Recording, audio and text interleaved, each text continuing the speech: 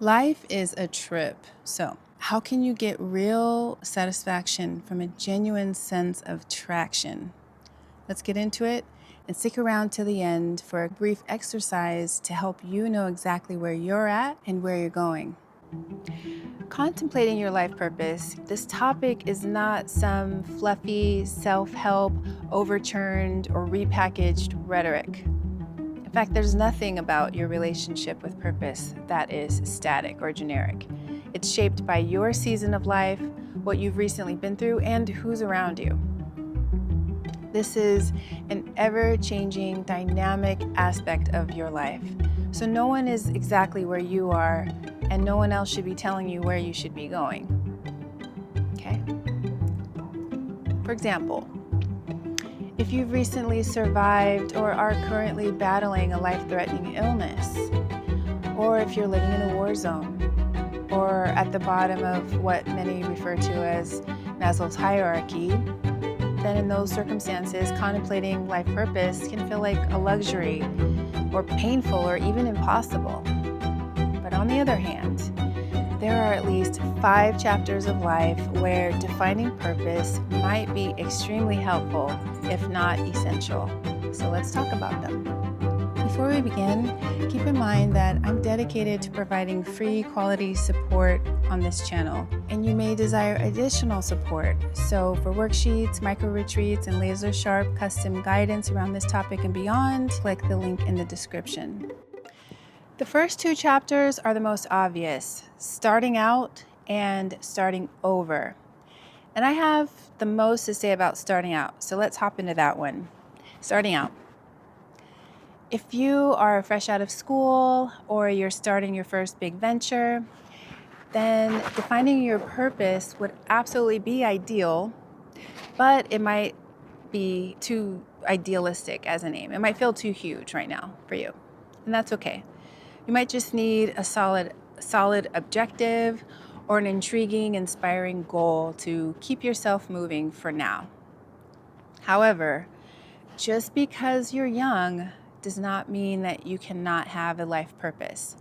And there's 3 ways to get one that come to mind for young people. The first is if you work with a professional, such as a life coach, career coach, lifestyle designer. Working with someone like that, you can likely get a purpose sorted out for yourself. The second way is if you already have a vision, where you can already see yourself in a certain capacity or a lifestyle, then deciding on your purpose may not be that daunting because it's actually just taking one step back, defining your whys, as in, why is this vision meaningful? Or why are you the perfect person to live out this direction, this vision? And the third way, if you're starting out, that you can get a life purpose for yourself is leveraging your hormones. And this may sound a little funny, so let me explain. Scientific studies have recently confirmed that from the age of 10 to roughly 24 or 25, hormones tell young ones to seek out status and respect. And this can cause behavior that may appear to others as self-centered, which runs counter to the idea of a life purpose, since life purpose usually involves the aim of something bigger than oneself, usually. So if you are younger than 25 and your brain chemistry is literally telling you to focus on building up your status, does this mean that you can't pursue something bigger than yourself? No. Because there's at least one key caveat that I'd like to mention here that makes it possible when you're starting out to define and therefore reap the rewards of a life purpose. And here it is. Here's the caveat. If you are in, or if you put yourself in the environment where you're surrounded by people who value qualities that are altruistic, like kindness, selfless, compassion, things like this. These kinds of virtues create a circumstance where the best way to obtain status and respect for yourself is to display these kinds of altruistic qualities. So in this case, it would be more possible to feel motivated to define and therefore reap the rewards of a life purpose.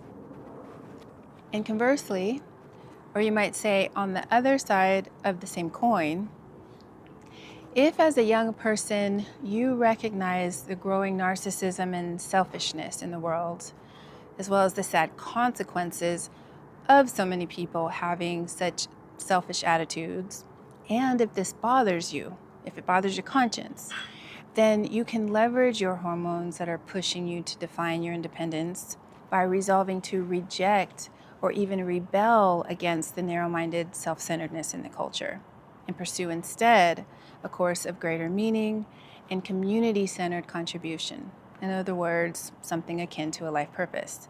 And I see people, young people doing this every day, and I'm very excited by it, very encouraged by that. All right, so season or chapter number 2, starting over. After a divorce, retirement, losing a job, becoming an empty nester, leaving the military, purpose becomes the compass for your next chapter in these cases, a lifeline, a lifesaver, especially for those whose previous roles took up or defined a big part of their sense of self. The next and final 3 chapters are less obvious, but just as important to talk about. Number 3, burnt but not broken. These are people who have been stopped in their tracks against their will, either by burnout or being burnt by betrayal. Betrayal is like a gut punch that just keeps on gut punching. Whether it's betrayal by a romantic partner, a business partner, a family member, or a friend, betrayal can be so disorienting that it can leave a person stunned and frozen, or just crumpled, motionless on the proverbial or literal bathroom floor. It takes time to recover, to return to being in motion again, because trust in people, in oneself, maybe even in life itself, trust has to be built back up. And convincing oneself to trust again after betrayal can feel like trying to get your hand to reach down into a blender that is running. You just recoil again and again. You can't even fathom it. Now, burnout is also disorienting. It also makes you feel stunned. And it's not just a figure of speech. It's a real condition of the nervous system and shouldn't be taken lightly. And as someone who spent years recovering from both betrayal and burnout, I can attest that to all of those of you suffering from burnout or those that are supporting someone who's recovering from this, being burnt is a legitimate condition. But no matter how permanent it may feel, a person can recover and even be refined by it to the point of stepping back into life more fully than ever before. So, burnt out but not broken. These are people determined to climb out of the hole by aiming at something bigger than the hole. And I grouped number 2, starting over, and number 3, burnt out but not broken, together because while they each have their own kinds of challenges, these 2 seasons are similar, especially when a person starting over is doing so for a reason that they don't feel great about. For one similarity, both seasons might engender a desire to give up or to over-identify as a victim. And here's where focusing on life purpose reigns so important and even vital, because no matter how deflated you might feel, as long as you're alive, you simply cannot give up. You might want to throw in the towel, but there's no ring to throw that towel into. Life will go on. It must go on, and so must you go on. And life will either go on with a downward turn, or it can go on with hope and determination and the wisdom and trust in the fact that everyone deals with setbacks. But setbacks do not define us. And all seasons, even the hardest of them, will and do come to an end. Focusing on purpose, however gently at first, helps to separate so-called victims who let temporary challenging circumstance forever define their identity and their life course. Separates them from people that I consider real-life heroes, people who may have experienced setbacks, who may have experienced one or more forms of victimhood, but who don't identify as victims and who instead choose a more genuine form of self-compassion, where they commit themselves to a forward-facing future for the unique joy and satisfaction that comes from making healthy and meaningful connections and contributions. Injustice does exist, and it's an injustice that it does exist, but transcendence also exists. Looking to your purpose is a solid way to go, if only at first to avoid the sad consequences of the alternative approach. Season or chapter type number 4, successful but unsatisfied. This is when you've made it, but you're restless, you're unsatisfied.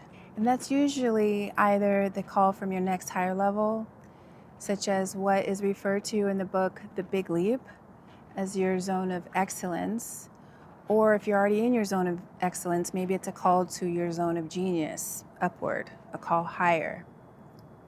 Or it could be the call to change, either by adding something new or to switch things up and move on to a different path or a different industry altogether. Now, people might assume that this is a good problem to have, but this can actually feel scary since you're kind of stuck between a rock and a hard place here. On the one hand, if it ain't broke, then don't fix it. You don't want to disrupt what's working. And if you're currently successful, then it's likely that others depend on you, such as family or a team at work. But on the other hand, you don't want to shortchange your potential, leaving something on the table unexplored for yourself, for your life. And what's even more, people in this season often have to navigate various forms of self-sabotage from various directions, either to sabotage any attempt of leaving the zone of comfort or to sabotage the success itself to force the change that wants to happen. Now, meanwhile, this boredom, this restlessness, or this calling will not likely go away, but instead is probably growing louder and more insistent. So here, finding purpose gives you a North Star to buffer you from overthinking, to give you a positive possibility and desirable ripple effect to focus on, rather than focusing on what could go wrong. And perhaps more useful, purpose helps you ensure a higher probability of ultimate success. And the last one, number 5, is when you are simply hungry to thrive.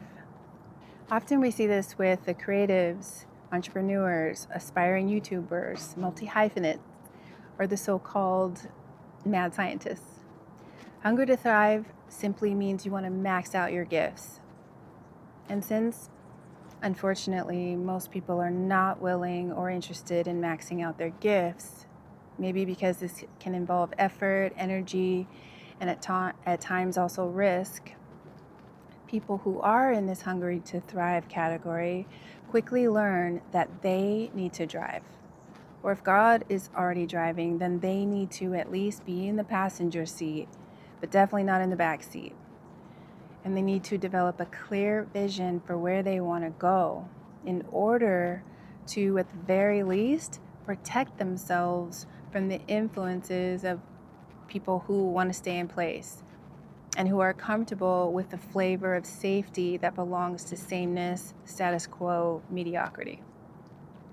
And at the very most, these people in the hungry to thrive category of life, they need to drive in the direction of a clear vision, because time, or better yet, the compounding value of dedicated, consistent stacking of efforts is of the essence. Time is of the essence. Now, number 4, successful but unsatisfied, and number 5, hungry to thrive. These two fit well next to one another on this list because both of these types of chapters can happen as a result of a person having the genetic trait known as a naturally high sensation-seeking temperament. These so-called high sensation seekers are predisposed to seeking experiences that are varied, novel, complex, and/or intense. And they're willing to take risks in order to have these experiences. And of course, any of these 5 chapters could result from the natural cycling through to a different stage of the archetypal quest known by many as the hero's journey. But we'll go over that more in a subsequent video. So, those are the 5 alive seasons where purpose has a purpose. And you might be in one or none or more than one of these chapters, but regardless, they each come with their own motivation to seek and to find. Whether it feels like a tickle or an itch, a poke or a pain, it's best to acknowledge the season that you're in and to be there fully and to just embrace and get on with it. Like any map or GPS app, you must start with knowing where you are.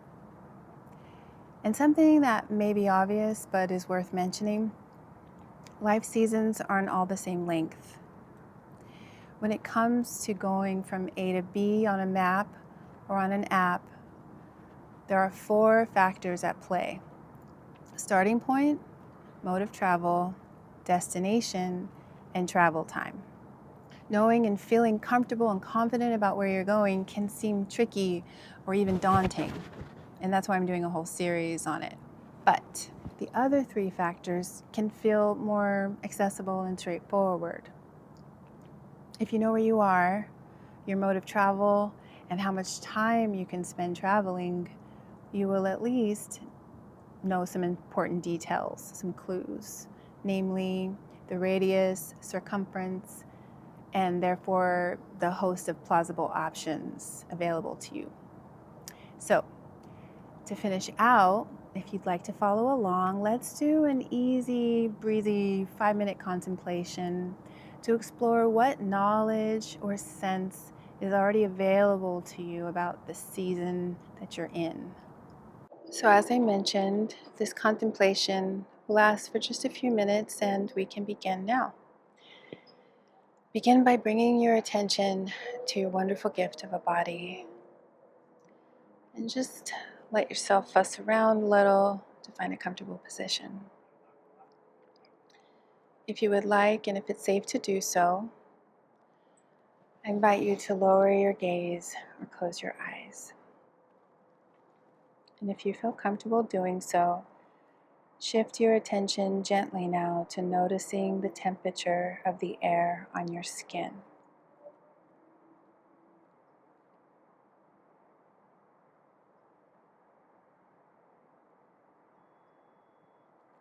Moving a little more inward now, if you feel comfortable, allow your love to become more alive within you. So you can bring to mind someone that you love or someone that you know loves you.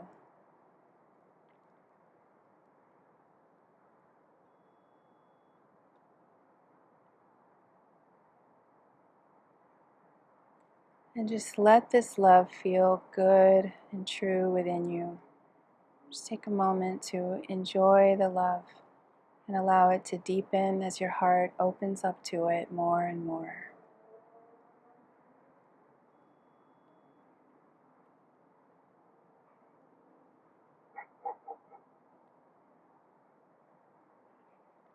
Now keeping that warm or tingling sensation grounded and alive within you, see if you can shift your inner lens in some way to begin to see your life from a broader perspective.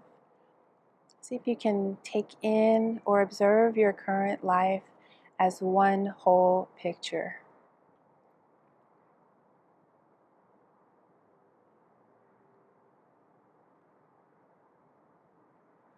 And allow yourself to gently touch base and consider where you are in your life at this time.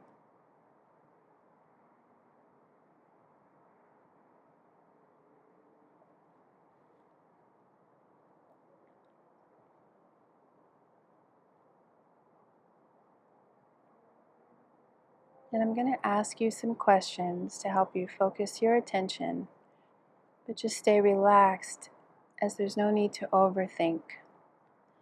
You can feel free to notice what you notice, and if nothing comes to mind, that's okay. It's more than enough to simply feel alive and attentive to your inner landscape. So the following questions may be like seeds that don't sprout with answers right away. So let's just see. All right, so if your life were a movie, what kind of scenes would this chapter of your life be about? For example, are you starting out, starting over, recovering, building, switching up, expanding? Or is life strictly about surviving each day right now? What is this particular season or chapter of your life about?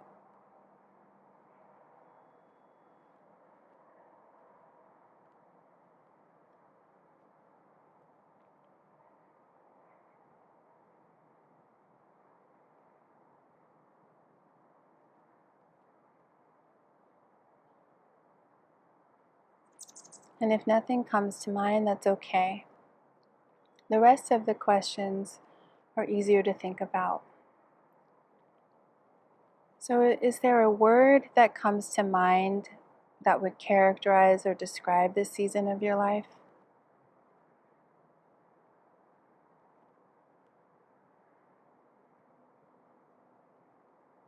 Is there a time frame or a scope that feels right for you? An amount of time for this season to last?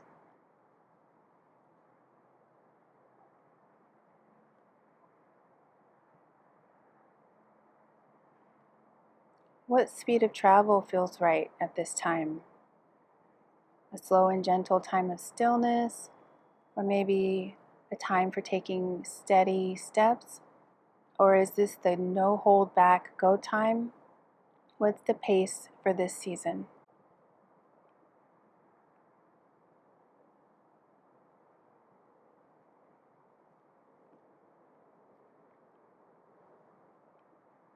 And lastly, if all goes well in this season of your life, what will you look like and feel like? What will your life look like and feel like by the end of this particular time, if all goes well?